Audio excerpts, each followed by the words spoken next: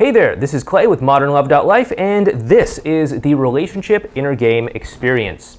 Now, in this episode today, we're going to talk about long-distance relationship advice, or LDRs, okay?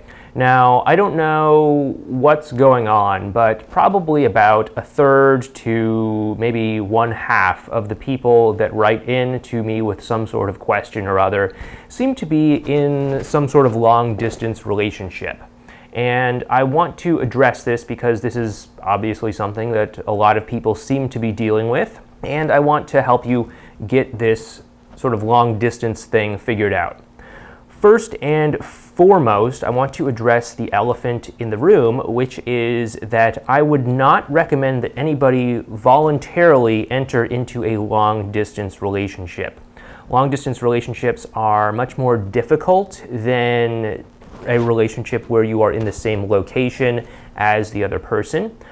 It requires a whole lot more trust. There is a whole lot more room for limiting beliefs to grow, for fears and insecurities to grow, for thoughts like, hey, why is it you keep hanging out with this person named Tom? Are you cheating on me with him, or something like that? So I would not voluntarily suggest going into a long distance relationship, okay? So what this means is if you're dating, and you're signing up with like maybe an online dating website or something, just look in the city that you live in. I know that might be like, well, duh for some people, but not everybody does that. Some people are like, okay, you know, I live in Los Angeles, let's just find somebody who's attractive in the United States.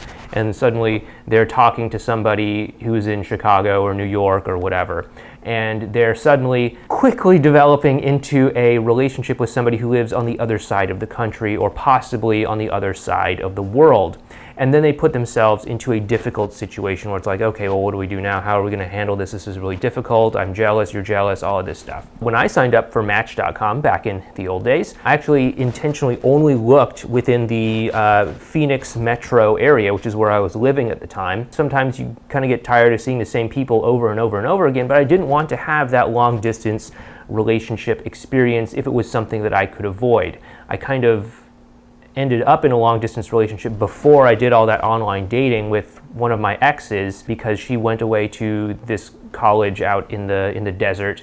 You know, I lived in Seattle. She went to a college on the other side of the mountains. It was only about a 2-hour drive away, but back then, as somebody who didn't own a car, that was kind of a big deal. You know, I had to go get a Greyhound bus ticket and all that stuff, and it was kind of a big hassle to go visit her, for her to come visit me.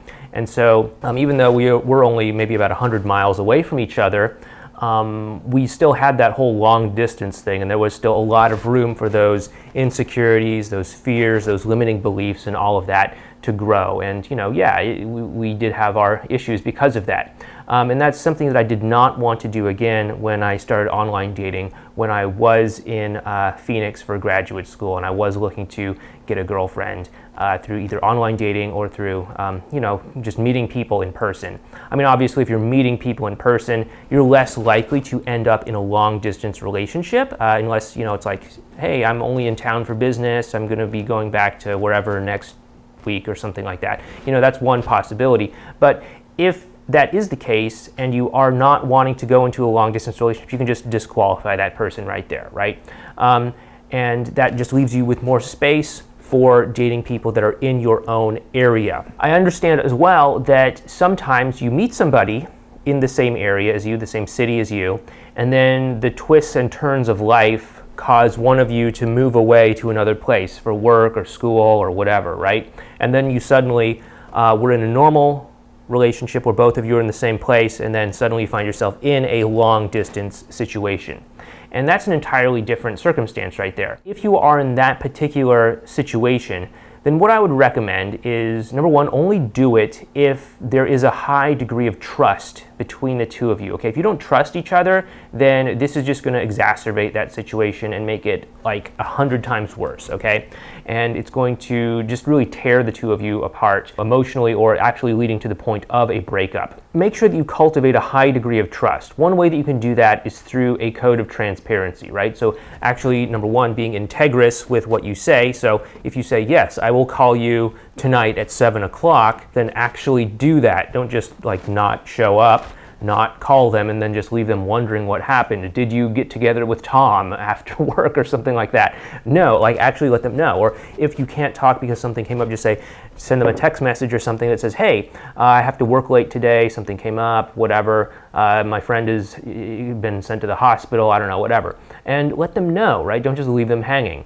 Another thing that you can do is to adopt a code of transparency, right? So if things do come up, actually let them know about that. Be very transparent about what's going on. Let them know what you're doing throughout the day. Like, yeah, I'm going to lunch now with this friend. Oh, I'm out with this friend right now. Would you like to talk to both of us together? You know, have them meet your friends so that there isn't so much of that space in their mind for those limiting beliefs to grow, where they think, oh yeah, Tom is hitting on you or something like that, and then they become super jealous or whatever. Just keep that in mind.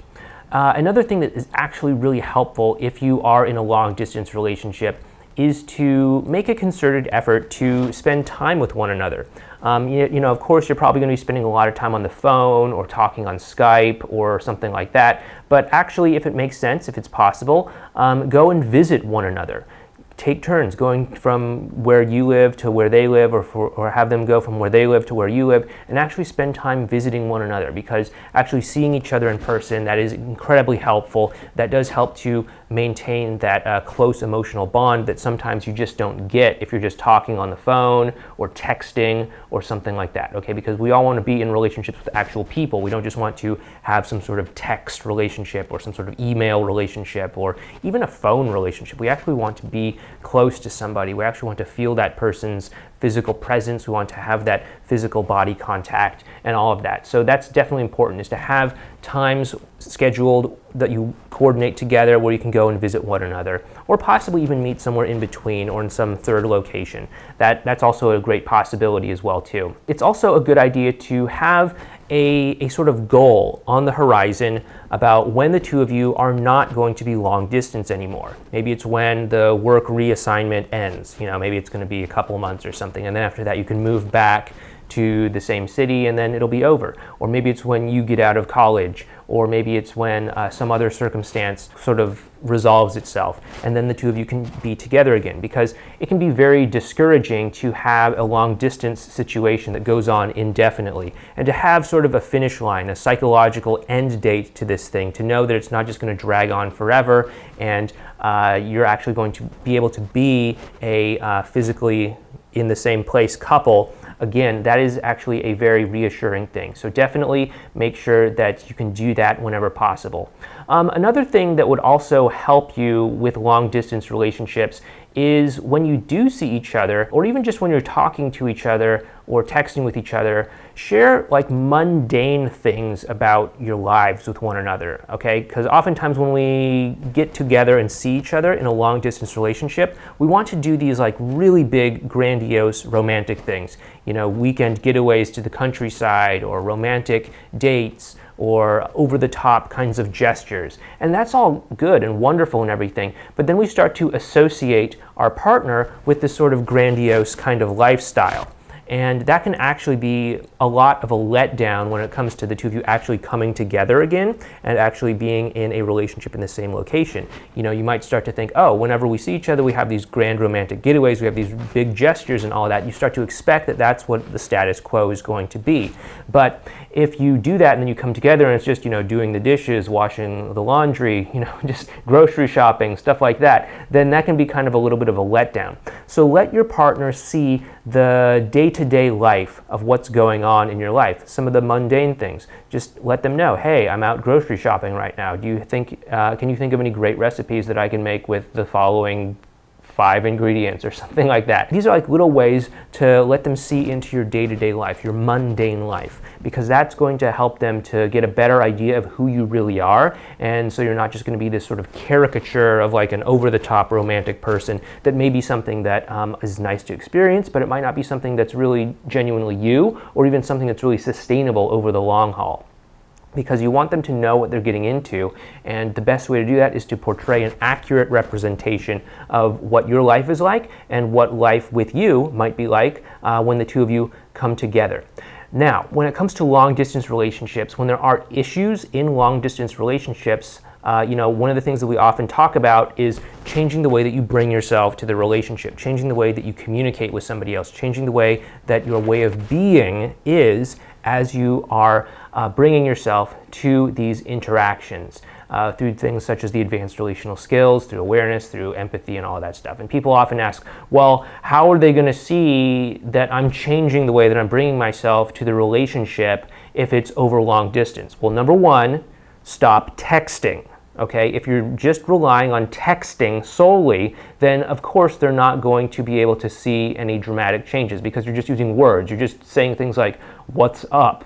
How's it going? I'm doing good. And of course, like if you're just saying stuff like that, nothing major is going to change, right? They're not going to get it. So try to talk on the phone, try to talk through video chat, try to visit them in their place of location or have them come to your place of location if that's at all possible. Just demonstrate those changes through the way that you bring yourself, through the tone of your voice, through the way that you're interacting with them, even through the questions that you are asking. You can demonstrate a change in your way of being through text message if suddenly you're asking different questions, suddenly you're saying different things, suddenly you're a little bit more authentic to who you are, suddenly you're asking questions that you actually want to know the answer to rather than just polite questions like, what's it like? How's the weather over there? Stuff like that. And suddenly you're like, hey, are you afraid that you might not get that job promotion? Or if you're just being real, then that can absolutely show a change in the way that you're being in that dynamic. So that's definitely another way that you can demonstrate that change as well too. Once more, try to have some sort of end date to the long distance because a long distance relationship is going to be difficult. It's going to be much more difficult than a regular relationship just because there is so much more space for jealousy, for insecurity, for BS, limiting beliefs, and all of that to grow in the absence of actual physical presence on a day-to-day basis. And so try to make sure the long distance period is not indefinite. Try to make sure that it is something that there is a finish line to and that it's something that both of you can work towards, something that both of you can be excited about because I think everybody who is in a relationship with somebody else, everybody who is in a long distance relationship, who is serious about that relationship, wants there to be some day when the two of you can come back together again. And I think that if you can create that sort of destination, that sort of goal, that sort of finish line, that is going to be something that is incredibly helpful for the two of you. So that's my long distance relationship advice. With that being said, let's go over and see what sorts of questions the students that are enrolled in our Modern Love Association are asking today. Okay, our first question is from Gigi. Gigi writes in and says, Hi Clay, thanks for your advice a few weeks back about really understanding from where my ex is coming. After our setback of my ultimatum comment, I worked to bring myself and him to a place of better connection. I understood that he was not indeed willing to get as close to me again as he had been in March, due to possibly feeling scared or uneasy that he can trust that I've changed. I accepted that the romance we shared early in our reconnection would not be coming back at this point, as he was likely turned away by my mess-up that month. The last few weeks, I have been consistent with my approach and slowly have noticed he is opening up again. He mentioned a few sweet comments of, quote, wishing I was on vacation where he was so we could go on adventures together, end quote. And he has come to me a few times about some issues that he's having at work. It is still just about 2 small exchanges per week, but I'm glad he's opening up a little bit more. The trouble is that since I'm still LD, long distance I guess, and can't be in his city anytime soon due to some health stuff he is aware of, how can I inspire hope in him from a long distance? I feel he has slowly begun to lose enthusiasm he had in the beginning of our reconnection, partially due to my setback behavior that time and also due to not being in town yet. I feel like I'm trying to keep an emotional connection, but he makes comments like, yeah, but you're not here, so ... What are your best tips for inspiring hope in this time for him despite not having a specific date of return at this point, though he knows my plans to move back? Thanks, Gigi. Okay, Gigi, so we just went over a lot of advice about long-distance relationships in this week's introduction section to this Q&A. So I would definitely recommend that you refer back to that and review that and see how you might be able to implement a lot of those into your situation. But beyond that, I want you to consider something. If you could weaken the connection between you and your ex at a distance by doing something like an ultimatum, it also makes sense that you could strengthen the connection at a distance between you and your ex. So if you can weaken something, that means that you can also strengthen something regardless of the conditions that are in play, long distance or whatever, right? All you have to do, and this really isn't a tip, so to speak, because tips aren't really very effective, because tips are things that people generally tend to do to plaster over or band-aid over a systemic problem, and tips are not a solution to a systemic problem. You need fundamental change to overcome a systemic problem. But if there is a systemic problem, it would be in the way that you're bringing yourself to the interactions, right? There was a way that you were bringing yourself to the interactions with him that caused you to think that making an ultimatum would be a good idea, that caused you to have this setback, okay? And so if you want to change the direction that things are going, you have to change the way that you are bringing yourself to the interactions so that you're not just having these interactions that have setbacks, that cause you to backslide, that cause you to say things that you regret or something like that, and also not just having interactions that are kind of plastic and polite and don't really do anything, and it's just like, how are you? I am good, thanks. What is up? Nothing is new. How are you? Where it's just back and forth and there's just noise and it doesn't really add up to anything. So you have to ask yourself, what kind of person does he want to be in a relationship with? I mean, you obviously spent time with him. You obviously were in a relationship with him. You know his personality pretty well. What kinds of things do you think that he would be looking for in a relationship with somebody else? And then ask yourself, how many of these qualities do I embody?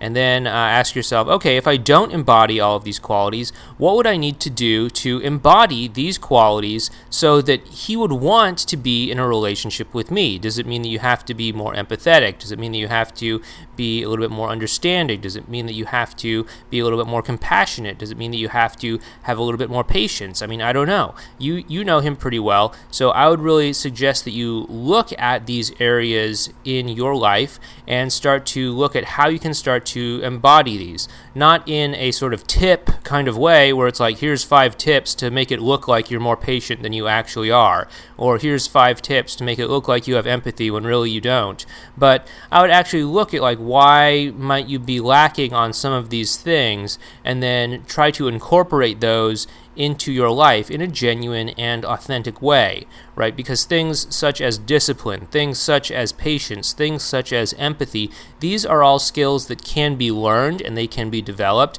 And as you start to learn and develop them, they'll start to come more naturally to you and they'll actually become second nature to you. Because really, I believe that a lot of these skills are actually things that are normal to the human experience. It's just that we don't really allow ourselves to access them because we let limiting beliefs, we let BS thinking, we let all kinds of other stuff side rail and derail our thinking process so that we don't have access to these, okay? So I hope this helps you out, Gigi, and please keep us updated on how things go moving forward from here. Our next question is from Vixen. Vixen writes in and says, "Hi, Clay.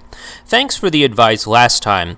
I guess I should just use my own judgment if I should bring up talking about his rebound relationship and any drama that is associated with that. Since he did not bring it up to me and I found out from other people, do you think that there would be a good way of doing this so he is not in more reactants because he might think I'm checking up on him via mutual friends? However, I did get what you mean about how people are is how they are likely to stay, in reference to my ex's lack of response to me recently and in general.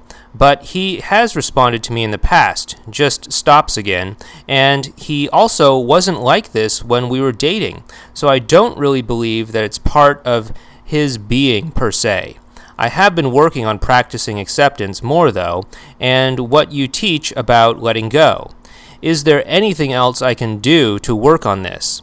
And what is the best way to reach out to him if I want to bring up his silence? I've done it before by texting him about empathetically understanding that he might be confused right now, but my approach hasn't been working and I don't know what else I should be doing, if anything. Thanks, Vixen. Okay, so when it comes to practicing letting go, we have lots of exercises inside of many of our courses on this topic, so those would obviously be a great place to start. But beyond that, I think a good place to start is to really ask yourself if you can accept the situation that you are in. Can you accept emotionally that your ex does not want to respond to you or responds only sporadically? Can you accept that? Like, can you actually accept that? Can you be emotionally okay with the fact that he either won't respond to you or he might respond to you, but then he'll stop after maybe one or two back and forth exchanges? Can you be emotionally okay with this? If you cannot be emotionally okay with it, then you're not accepting it, okay? If you can be emotionally okay with it, then that is a great step towards emotional acceptance, okay? Now, keep in mind, there is a difference between accepting it and just saying, like, yeah, okay, that's cool, whatever, I'm just gonna let it be whatever it is, and I'm not gonna do anything. And then there's acceptance with, yes, I accept that this is something that is actually happening, and because of that, and because of this is not being something that is an ideal outcome, I would like to experience something different. There's a big difference between those things, okay? And so I would really suggest sitting in your situation, really soaking it in, really letting it be okay emotionally, letting it wash over you, okay? If there's a part of you that's resisting, that's saying, no, how can this be? I refuse to accept this, or something like that, then that is something for you to work on. But if you can be okay emotionally with the fact that this is happening, then that is a great place to begin emotional acceptance. And you also ask, what is the best way to reach out to him if I want to bring up his silence? Well, the best way to reach out to him is to imagine that you are him, and imagine that you, as him, have been silent and have not been responding to Vixen the way that maybe she wants to, and that you've just been responding to her the way that you have been responding to her. And then imagine that one day Vixen contacts you, and that based off of the way that she has contacted you, you feel touched, moved, and inspired to respond, and also to be in more contact with her.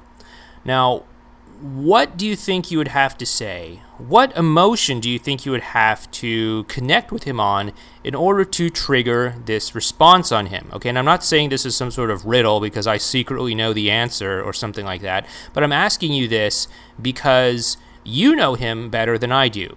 You know him better than probably anyone else listening to this would know him, okay? And what I think the big takeaway from this is that you know him the best, which means that you know how to get through to him the best. All you have to do is just connect the dots. Like right now, here you are with a blank slate. You don't know what to say to him, and you know him. You know his emotions. You know his personality. You know what he likes. You know what he dislikes. All you have to do is connect the two. Okay, you want an outcome. He's not giving you the outcome. You know his personality. All you have to do is communicate to him in a way that touches, moves, and inspires him to want to do something different, okay? So that is how I would communicate with him to bring up the silence. I would do it in a way that causes him to feel good on an emotional level, that causes him to want to connect with you on an emotional level, that causes him to be rewarded by connecting with you on an emotional level, so that he really feels like stepping into that level of communication that you want with him. You've also said that you've been doing this by texting him about it empathetically and understandingly, but what if the answer isn't about texting him at all? What if it's about picking up the phone and hitting dial? What if it's about actually talking to him face to face, or at least over the phone? What if that was the way that you could get across to him, and it wasn't just about emojis or stickers or words in a little chat bubble or something like that? What if it was about you actually talking? That might be something to consider right there, okay? So I would really consider working on these things. Remember, whenever you're communicating with somebody that you want to form an emotional connection with, the best thing to do is to consider how what you're going to say to them is going to impact them on an emotional level, and how that is going to change the emotional connection. You know, we just talked to Gigi, who delivered an ultimatum which did not feel good on an emotional level, which weakened the emotional connection. So, you know, if you were thinking of doing an ultimatum, that might be something to consider. Okay, ultimatums generally don't feel good emotionally, so if I want to have a good emotional connection, maybe an ultimatum isn't the way to go. Just think about where the other person's emotional connection is with you. Think about how they would be emotionally influenced by what you're considering doing. And just remember that you have to ascertain where their emotional state is. And then if you want to influence them in a certain way, inspire them in a certain way, you have to take their emotional state where you believe it is, and you have to align it with what you want so that both of those two things are congruent with one another, okay? So I hope this helps you out, Vixen, and please keep us updated on how things go moving forward from here. Okay, our next question is from Clyde. Clyde writes in and says, "Hi, Clay. There's one particular belief or assumption that I have about women which doesn't seem to go away because I always find events that prove it right. Maybe you can help me see how much of it is true and how much is just my own story. This assumption is that if I pursue a woman, that is, if I show interest in spending time with her, I will unavoidably push her away, and if I stay away and look uninterested, she will be more likely to reach out. The belief is about women specifically. It seems that guys don't work this way, so it might sound like a sexist statement, but it just fits the behavior of many women that I've known. Besides, it also fits with the advice that I see so many other places on the internet. My question isn't about strategies, though. I agree that it is important to be genuine and to not act uninterested. I am wondering about whether it is actually true that feeling pursued genetically makes women want to run away. And if it is, how can a guy like me avoid triggering such a response? Thanks, Clyde." So one thing is that feminine energy, which, you could probably elaborate on and say that, this applies to women, but, not all women are feminine and not all men are masculine. But feminine energy enjoys being desired. It enjoys when somebody desires it, okay? Or at least when the right somebody desires it. Like, nobody wants some sort of like stalker to desire them. That's just kind of weird, right?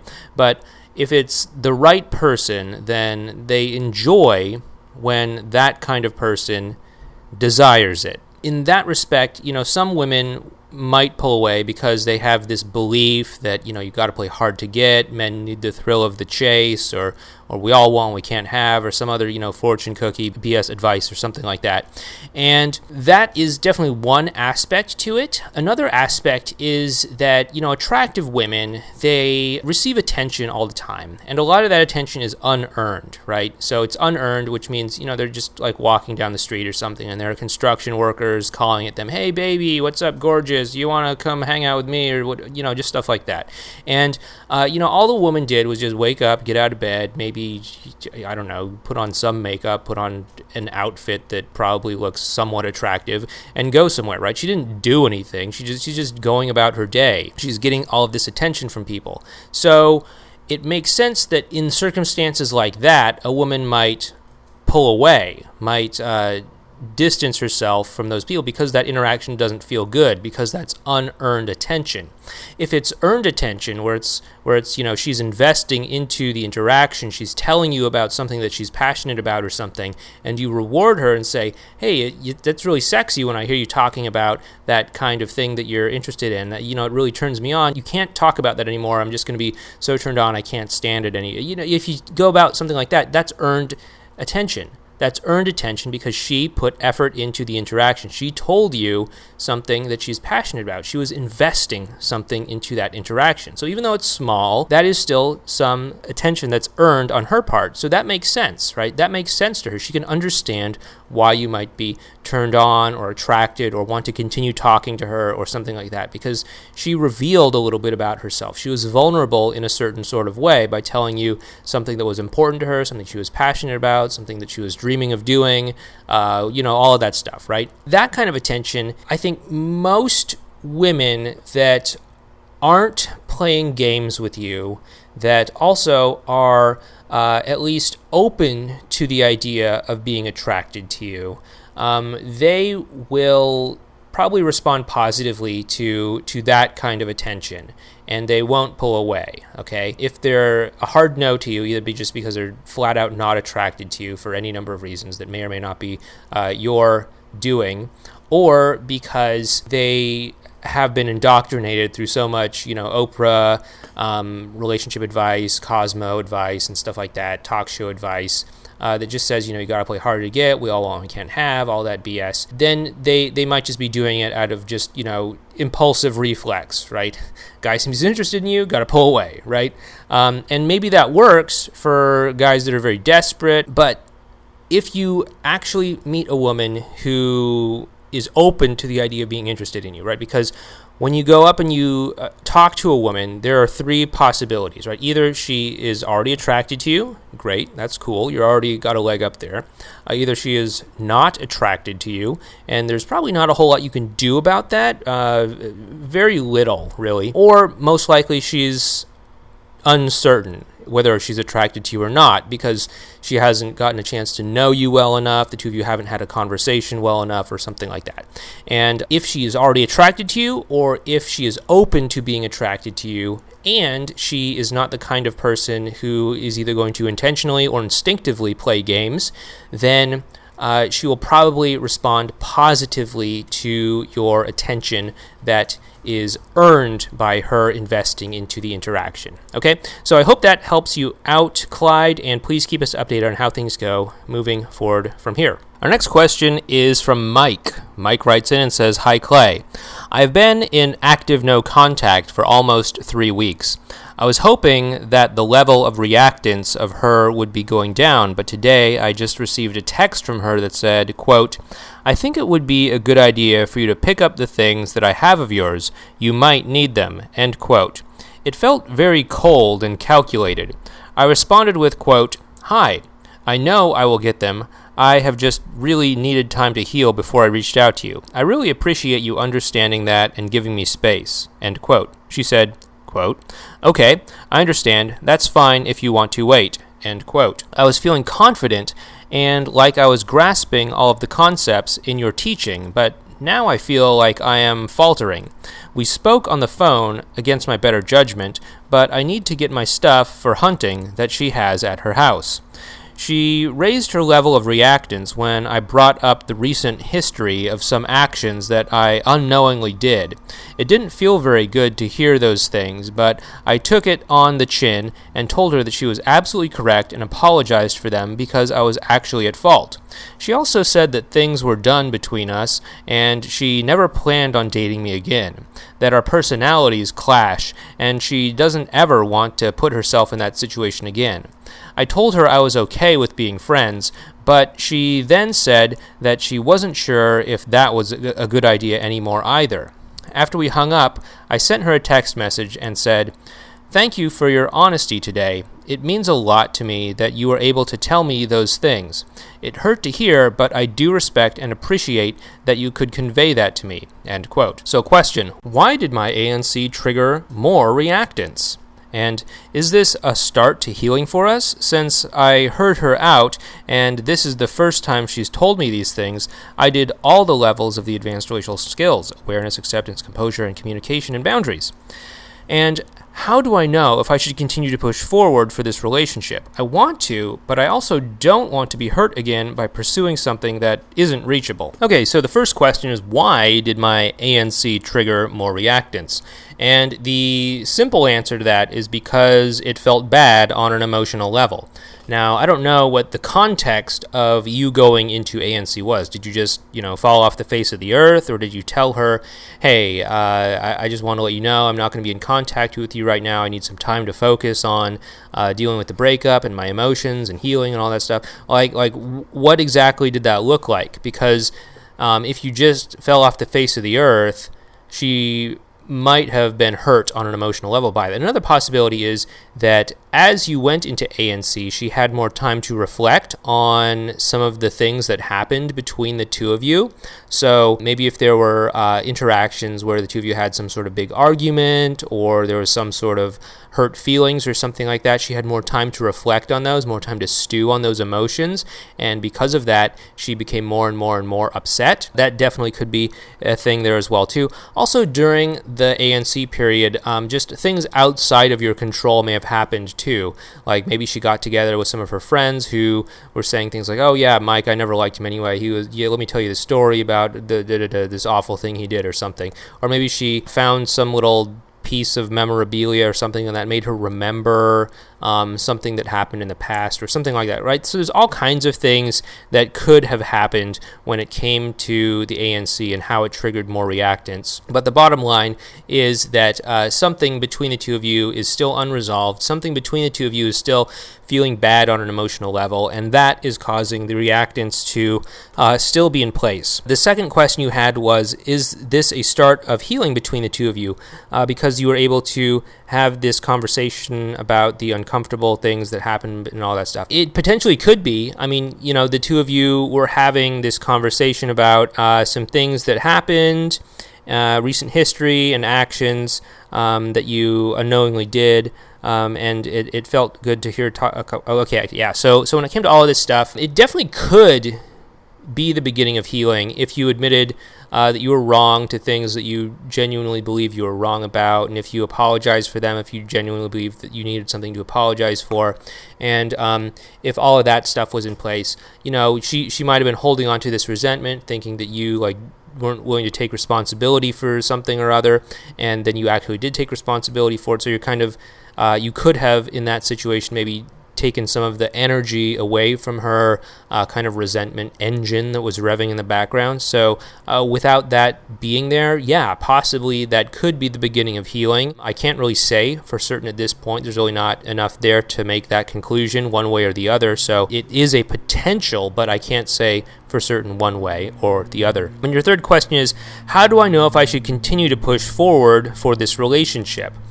Okay, so oftentimes people ask questions like this where it's, should I keep going or not? And I want to make it clear, I am not the one who decides if you should go after somebody or if you should not go after somebody, okay? You have to be the person that owns and takes responsibility for your own actions, okay? Because if this doesn't work out, you can't just point your finger and say, oh, well, it's Clay's fault that I wasted, a certain amount of months or years or something trying to get back together with somebody who didn't want to do it or something. No, you have to own that, right? Because I am not the one dating your ex. I'm not the one trying to contact your ex. I'm not the one trying to connect with your ex. That has to be you. Just like if the two of you do get back together, that has to be you as well too. It can't just be me. I don't want to be in a relationship with your ex. I have zero interest in doing that. I'm sure your ex is a nice person. It's just that I'm already in a relationship that I'm pretty happy with. So you have to own your own actions. You have to own what you want, okay?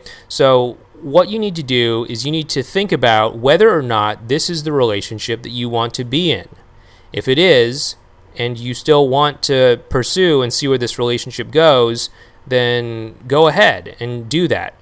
But if you don't want to be in this relationship, if you don't want to go through the effort that it might take in order to make this relationship work, then that's fine too. There's nothing wrong with that. There's nothing wrong with giving up on something. There's nothing wrong with walking away from something if it's not what you want. Just be okay with that, and then be willing to step into whatever the next thing might be.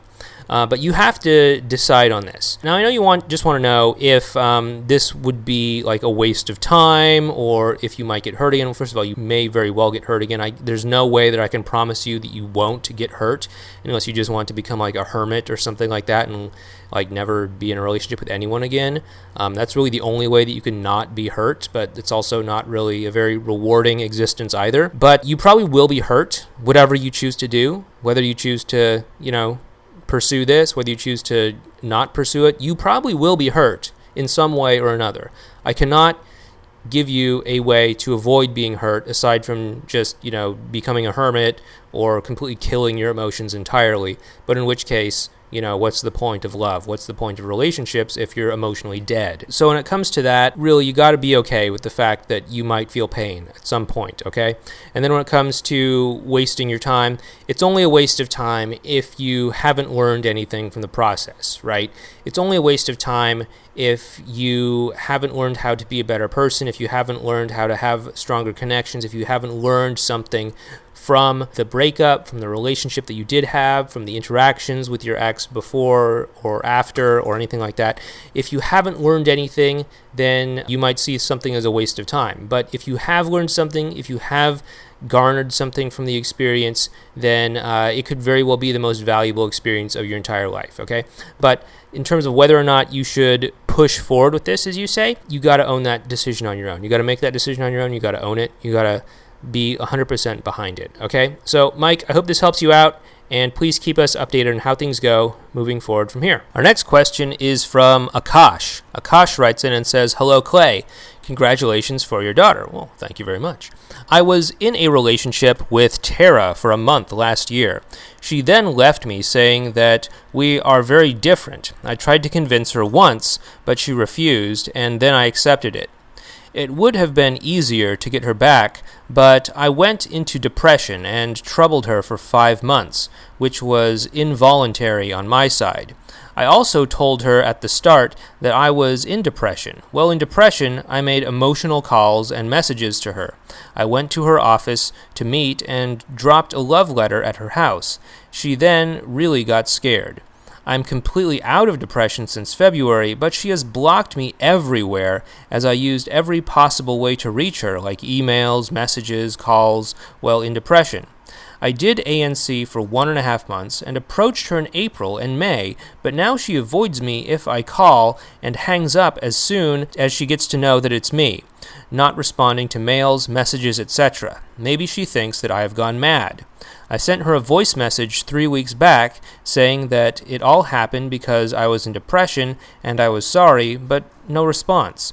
Then I sent an email a week back asking if she had forgiven me and could we become friends, but no response. She gave me many chances to talk even though I was really weird, but I was in depression so I couldn't respond well enough. I'm doing ANC for 3 weeks now, though I contacted her during it through email. My question is, if I call her now after finishing my ANC, should I ask her for a chance to explain myself directly before she hangs up, as it will be better talking directly than messaging or sending an email? Or should I just start talking in a way that you have told to do after ANC? Because I'm worried that I'm exhausting my chances. When it comes to the reason why she's probably very closed off is because the things that you did while you were depressed, those obviously felt bad on an emotional level, and those increased her level of emotional reactants to the point where she currently now is not open to talking to you and hangs up on you and just doesn't respond to messages and so on and so forth. So you ask if after finishing ANC, should you ask her for a chance to explain yourself directly before she hangs up, as it would be better than talking or sending an email messaging. So if you think that would feel good on an emotional level, then go ahead and do that, okay? But you have to imagine what it would be like from her perspective, okay? Imagine what it would be like to be on the receiving end of all of those messages that you sent. of all of those love letters that you sent? What would it like to be on the receiving end of showing up at your place of work? What would that have felt like if you were her, given the history between the two of you, given everything that you've been through, given how the relationship was, how it ended, what happened before, during, and after the breakup, and all of that stuff? You have to really imagine and see what things would be like from her point of view. If you can see what they would be like from her point of view, then you will start to know how you might want to respond, okay? So you know her personality, you were in a relationship with her, you spent time with her, you talked to her, you got to know her, and you also know how all of the events happened. And if you can put yourself on the receiving end of all the things that happened that you explained to me in your question here, then you can start to imagine what she might feel like.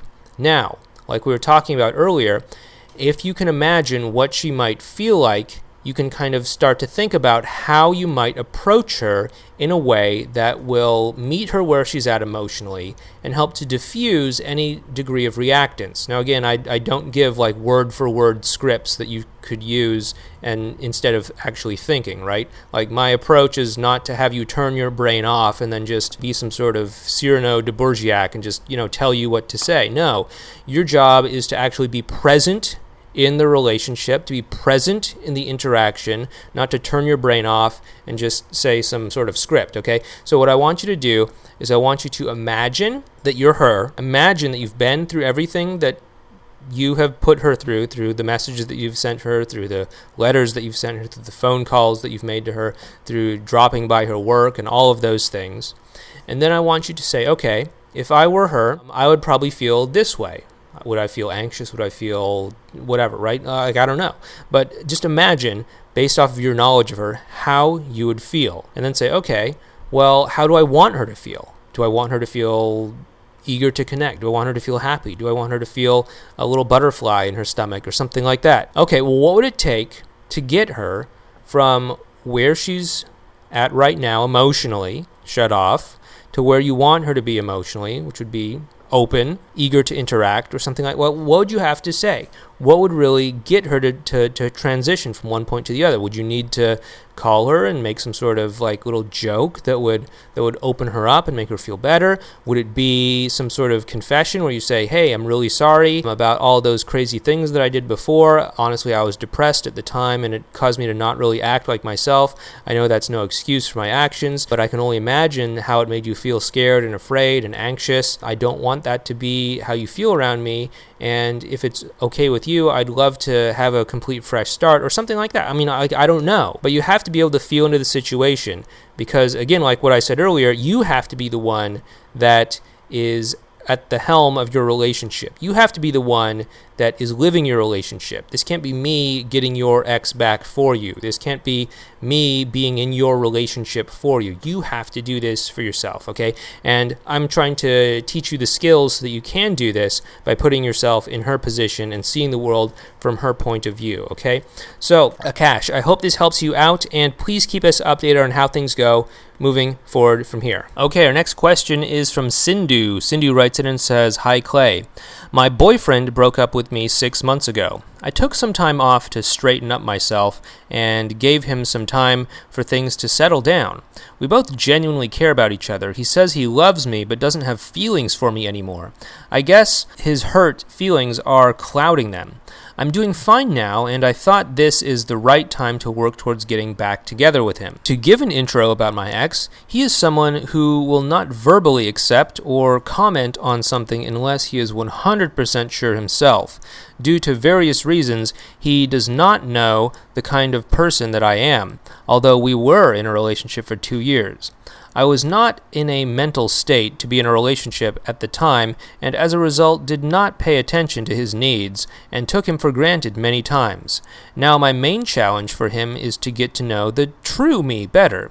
We have good conversations, and in the last week or so, I would say that it has gone deeper. He also tells me that just because he speaks with me, he does not mean that he wants to get back or venture out possibilities of us getting back together. And he does not want me to get my hopes up. He is not dating anyone right now and is not looking out to be in a relationship. He said he wants to be single. Perhaps he's afraid of committing or is afraid of being hurt again. It is very difficult to get through to someone like him. I am in Boston and he is in San Francisco, which makes it even harder for me to get through to him and connect.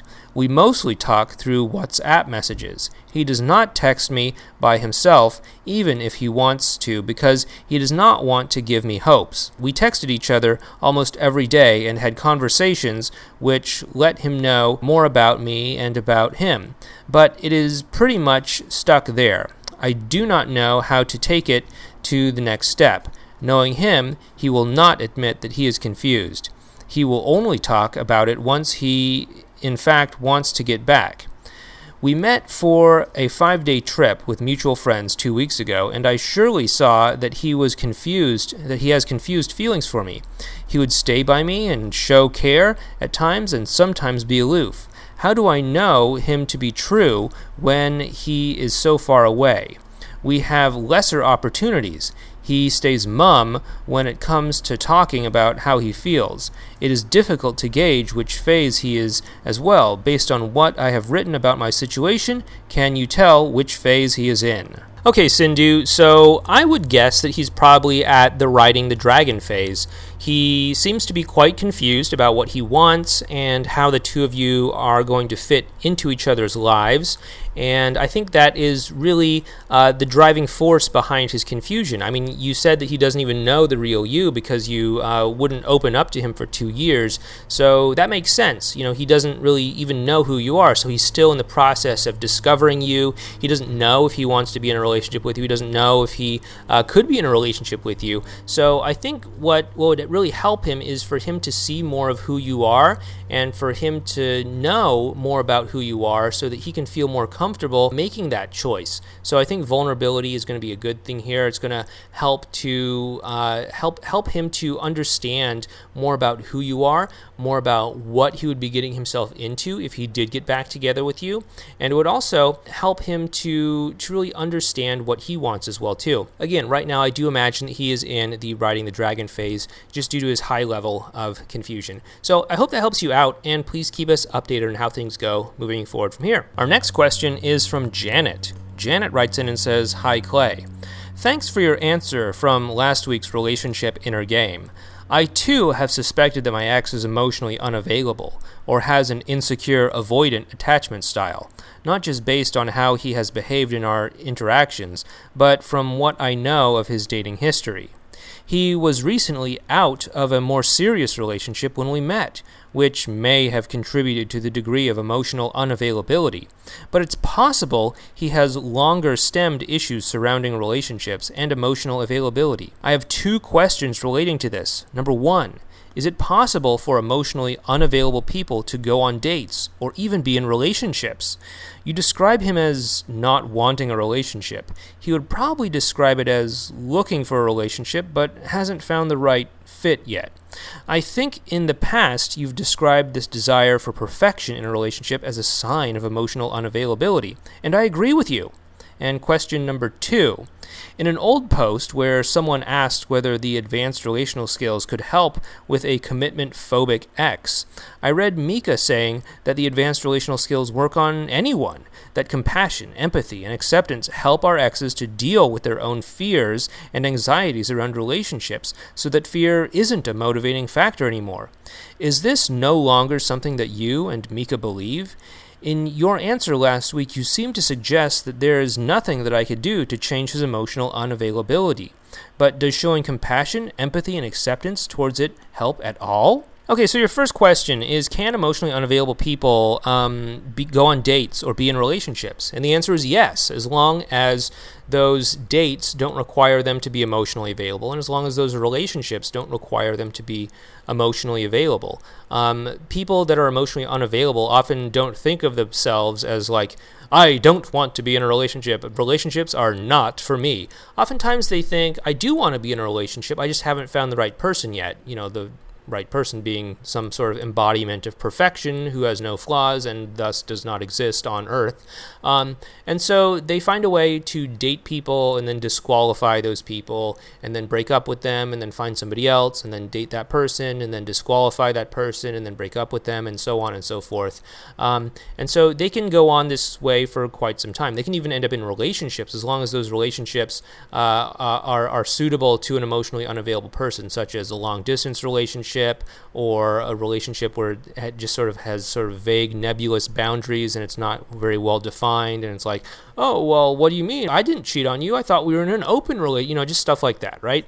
And so things like that could definitely be the behavior of an emotionally unavailable person. And then your second question is about some post that Mika made a long time ago about advanced relational skills and opening up somebody who is emotionally unavailable. So first of all, I want to give my opinion, which is that emotionally unavailable people cannot be changed by you. They can be changed by themselves, but they cannot be changed by you.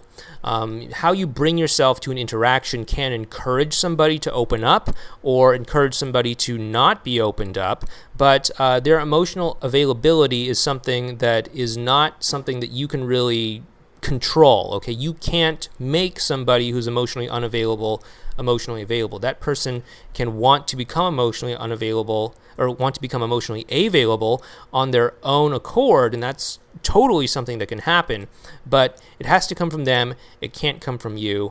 But assuming, it's not just a matter of that, but it's also a matter of how you bring yourself to an interaction as well, too. If you went on a date and you were just like, hey, screw you, you want to be in a relationship? I'm just looking for someone to have sex with or something. Then that's probably not the best kind of foot forward you could put, right? But on the other hand, if you went on a date with somebody and you were interested in them and you asked them questions about themselves and you had a great emotional connection and all of that stuff, then, that would be something that would probably put you in a better position.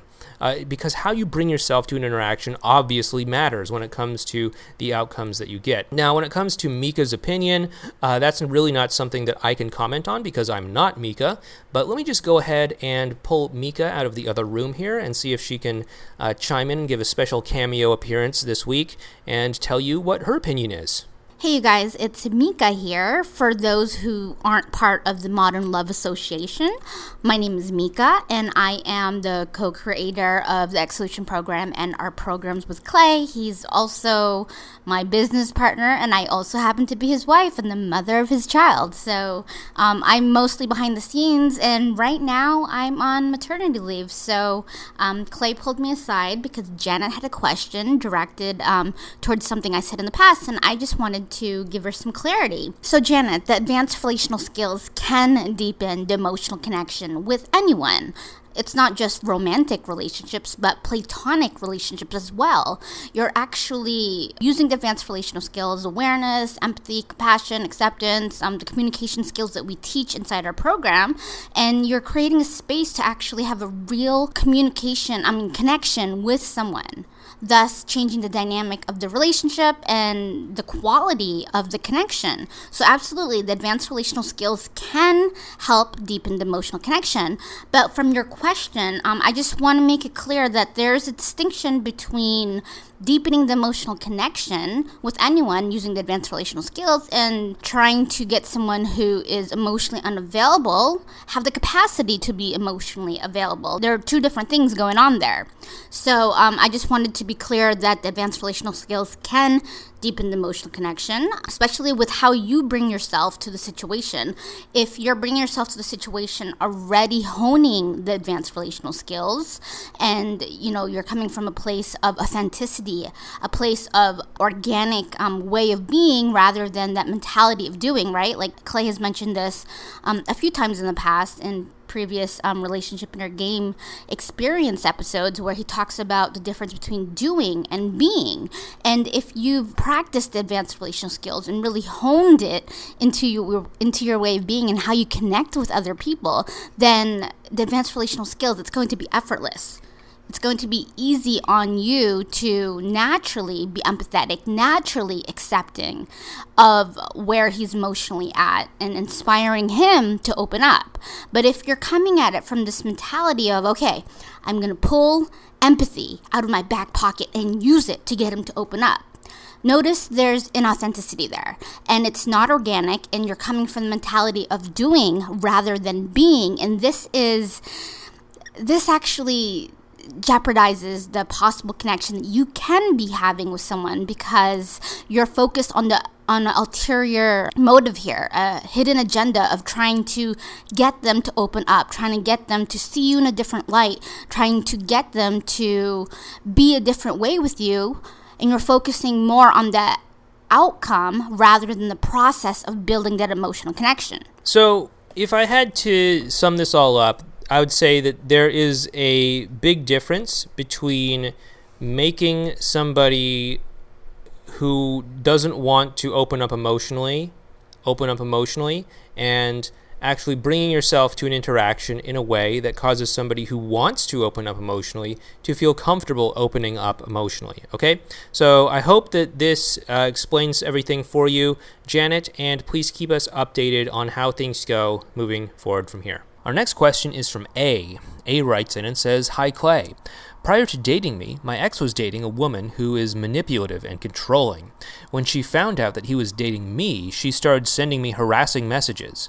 A few months ago, he decided to get back together with her despite saying he wanted to continue the relationship with me. I did ANC and reached out to him in May. He responded saying that he had been thinking of me and wanted us to talk more regularly. Then pulled away and reached out to me a bit later asking to reconnect. He told me that he hadn't seen or spoken to his ex in over a month and had waited before getting back into contact because he wanted to make sure that she was out of his life completely. During the following weeks, we saw each other several times. I would say that he was in the crisis point or maybe even new beginnings. Initially, he didn't want to call it dating, but was being physically affectionate and asking to spend a lot of time together. Later, he was telling me about how much he wanted me in his future. We were, quote, designed for each other, end quote, etc. Then he stopped responding to my texts. A few days later, he admitted that his ex had been evicted and had offered to pay to stay with him. He said that he was only doing it for the money and that they were not together. I maintained composure, but told him that I was concerned for him. In the past, he had said that she was bad for his mental health. We had a few positive interactions afterwards, but then he started acting weird. I decided to start ANC since I realized that he feels very guilty and that it's possible for us to have a positive connection right now. I'm pretty sure that he will reach out to me again when he is ready. We have always had good emotional connections. However, I'm wondering if you think that I should reach out to him and what timeline you suggest. I will continue to work on my advanced relational skills, of course, but this ANC is really more because he is not in an emotional state to connect positively. Personally, I feel accepting of the situation and am just waiting until he is ready. Thanks, A.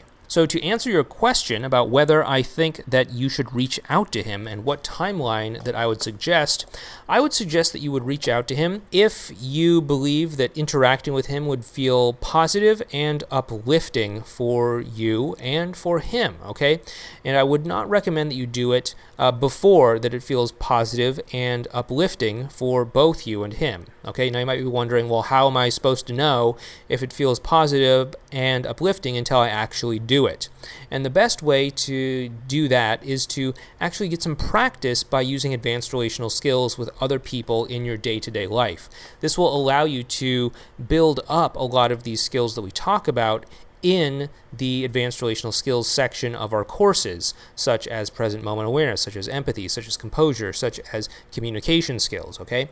As you start to build these up, you'll start to notice them coming almost second nature to you in your other interactions in your daily life. As these start to become more entrenched into your way of being, you'll probably notice that you're having better, stronger, more powerful, more meaningful interactions with people in your life. And that's a really big sign that you might be more and more ready and more and more likely to have a positive interaction with your ex. We often say to practice in low-stakes situations before going on to high-stakes situations, not because there's any objective low-stakes or high-stakes kind of situation. It really is all in your own mind. But oftentimes, people think of interacting with their ex as a high-stakes situation, and so they often psych themselves out. They often overthink things, which causes them to overanalyze things, which causes them to invest in things, and it causes them to hold themselves back and get out of composure and slip away into just random tangential thoughts like, oh, am I sending alpha body language signals or beta body language signals and stuff like that, right? And so I would really just recommend you practice the advanced relational skills until you notice they're having some big changes in your ability to connect, bond with, and have emotional connections with people in your day-to-day life. And as that starts to change, you can take that as a big clue that things would probably be different if you start interacting with your ex, okay? So that would be when I would consider reaching out to your ex, is when you believe that you would be able to have a positive emotional connection with him that would be both enjoyable for you and enjoyable for him, okay? So I hope this helps you out, and please keep us updated on how things go moving forward from here. Okay, so those have been our questions for this week.